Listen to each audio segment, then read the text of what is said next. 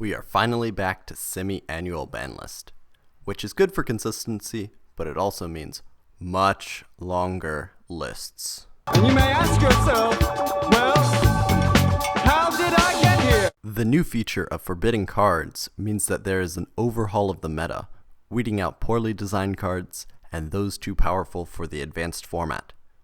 A lot of limited cards were forbidden. In fact, the March list is composed entirely of cards going from 1 to banned. Cyberjar and Fiberjar were both banned. Cyberjar is the weaker of the two, but is great board disruption that can also draw cards, as any spells or traps which were revealed were added to the hand instead of discarded. Fiberjar is much stronger than Cyberjar, resetting the game and allowing you to go first. If the game is not going in your favor, set Fiberjar and try again. Here is one that boggles the mind.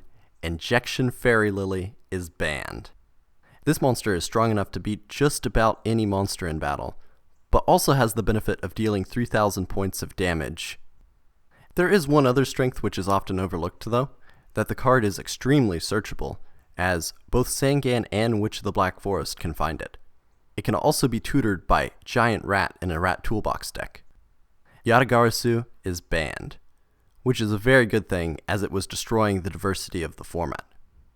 Look at the turnout for the World Championship decks of 2003. Not only that, but the strategy is terribly degenerate and unfun to play against. I'm glad it's banned. Now, onto the spells. Change of Heart is such a swingy card, as you can steal a big monster and end a game.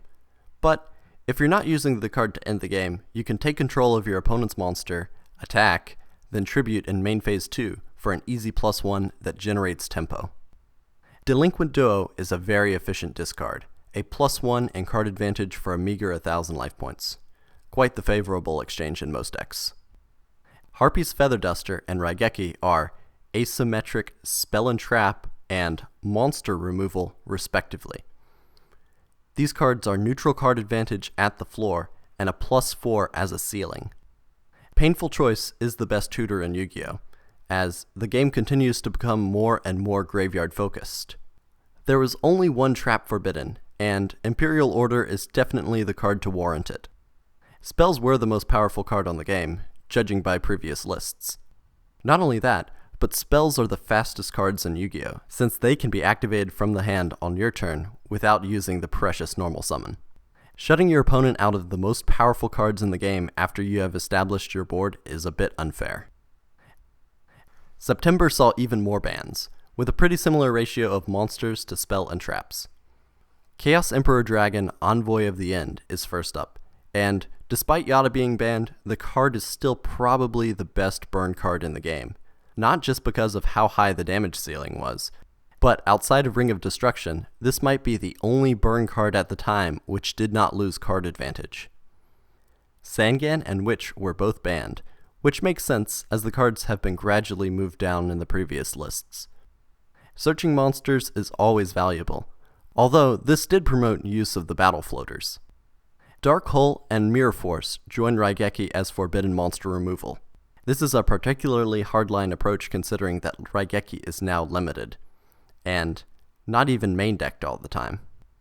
Graceful Charity is not quite as strong as Painful Choice, but definitely a good setup card. Although Monster Reborn is also forbidden, so reanimating large monsters was more difficult. United We Stand is one of the very few equip cards to be banned, and compared to Premature Burial or Butterfly Dagger Elma, it is a wonder that United We Stand was banned first. But 4,000 attack points is quite a lot of damage on board.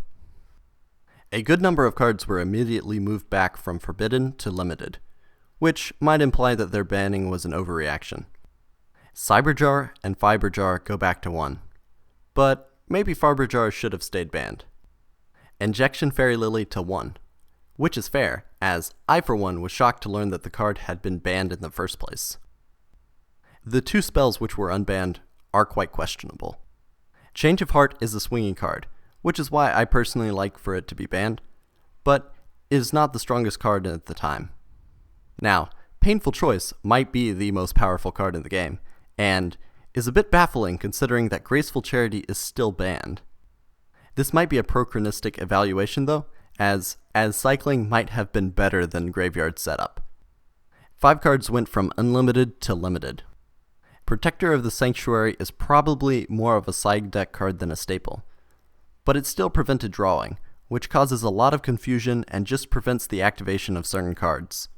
The card could probably use an erratum, just to make it more comprehensible. Mystical Space Typhoon is very strong spell and trap removal, and I am going to say that this is one of the first cases of staple syndrome. Certain cards that are not necessarily the strongest, but that see widespread play often find their way onto the list. Think Book of Moon. Crush Card Virus is pretty strong, as it could clear your opponent's board, offer information and hand disruption, plus potentially deny your opponent the next 3 turns of card draw. Sixth Sense is bad card design.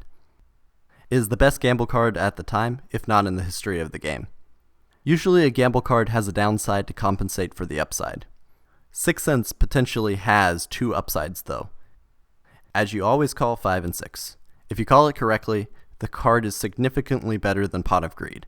If you miss, you mill between 1 and 4 cards, and considering that Needlebug's Nest sometimes saw competitive play, this might just be another upside.